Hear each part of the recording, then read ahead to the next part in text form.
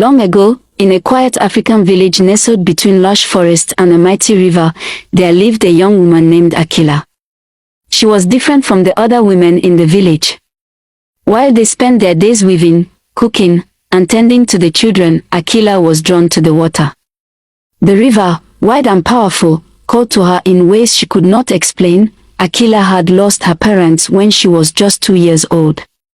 Her father, a fisherman, had gone to the river one evening and never returned.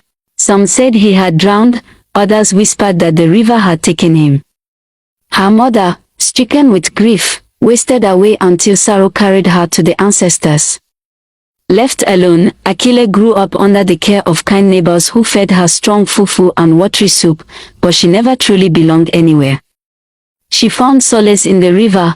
As Akila grew older, she became fascinated by the fishermen who paddled their canoes onto the water every morning. Their nets glistened in the sunlight, their laughter echoed over the waves. But they never welcomed her. Fishing is not for women, they sneered. Go and learn how to pound yam or weave baskets, but Akila ignored them. She had no mother to teach her how to be a proper woman, no father to guide her. What she had was her father's old fishing rope, hidden in the corner of their abandoned hut. The day she picked it up was the day she decided to carve her own path. She learned by watching the men. She practiced by throwing her rope into the water, struggling to pull in small fish, and failing many times.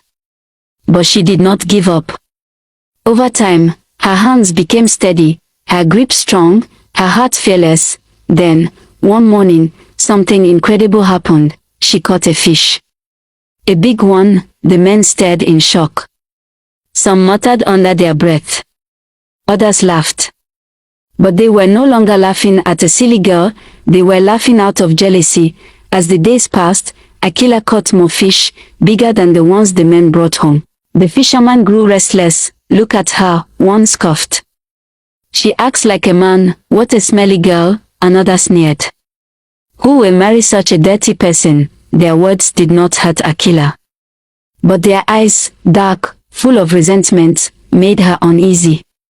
Then came the warning, you must stop fishing, one of the older fishermen growled. This river is not for you.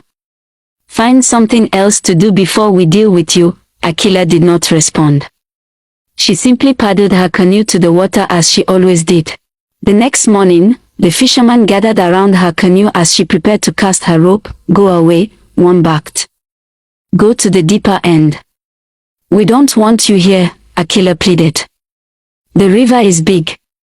There is space for everyone, but they refused to listen. So, from that day, Akila paddled far away, beyond the familiar stretch of water, into the deeper end of the river. At first, the deeper waters were quiet. The trees stood tall along the shore, their shadows stretching over the river, like protective arms. The air smelled of fresh fish and damp earth, but Akila felt lonely. She missed the chatter of the men, even their mockery. She missed the hum of the village behind her. Here, in the deep waters, she was completely alone. Then, it happened. The river trembled. A great splash erupted nearby. The water churned wildly. Akila turned just in time to see a massive fish, larger than any creature she had ever seen, rise from the depths. Its scales shone like silver, its eyes glowed like fire. Before she could scream, its enormous mouth opened, and it swallowed her whole. Akila tumbled into nothingness, her body weightless, lost in the belly of the beast. The air was thick, damp, and smelled of salt and decay. Around her, she saw bones, remnants of creatures that had been swallowed before her. Then, deep laughter echoed through the cavern. You have entered the belly of the river beast, a voice rumbled. No one lives without sacrifice. Akila swallowed hard. She had heard stories about the beast, told by trembling elders at night. It was said to be ancient, powerful, and merciless. What must I do to survive? She asked. The beast chuckled, its voice shaking the walls of its belly. You must give up what is most precious to you. Akila thought of her father's fishing rope, the only thing she had left of him. She felt its rough fibers against her palm. Could she let it go? She hesitated. Then, slowly, she unwrapped the rope from her wrist and placed it on the ground. I give up my father's legacy so that I may create my own. The beast roared, the walls trembled, and suddenly, Aquila was thrown upward, expelled from the depths with a force so strong that she burst through the surface of the river. Aquila gasped as fresh air filled her lungs. She had survived, but something had changed. She looked at her hands, and gasped. Her skin shimmered like silver fish scales. The village elder came running, his face pale. She carries the mark of the river beast, he whispered. She's the daughter of the river now. Aquila stared at her reflection in the water.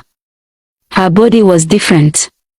She had been touched by the beast. You can never leave the river again, the elder said. It has claimed you, Aquila understood. She had made a sacrifice, and the river had taken her in return.